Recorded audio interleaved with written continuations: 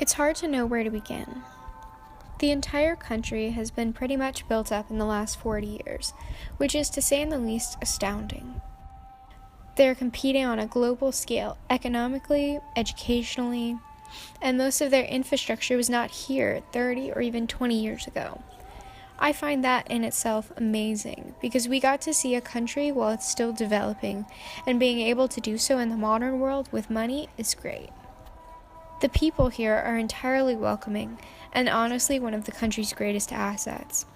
They are a young population that knows all about modern technology and chooses to honor its traditional past. They treat guests like long-lost friends. There were many instances where I was in awe of their generosity. I mean, someone stood up for us as tourists to make sure we were not getting ripped off. Religious freedom is also very important to them. If you visit the Grand Mosque, you must sit with Mama Naima and let her open your eyes in just one conversation. We talked about the modern world and the Islamic faith, and it was just so open and honest. At the same time, the people live in a bliss. Their government takes care of them, and they don't question that. They get spoon-fed the news, they don't have a voice in anything that happens to them, and while their economy is changing away from the oil that they have made money on, and they lose money, the people pretend like nothing is happening because the government tells them it will all be okay.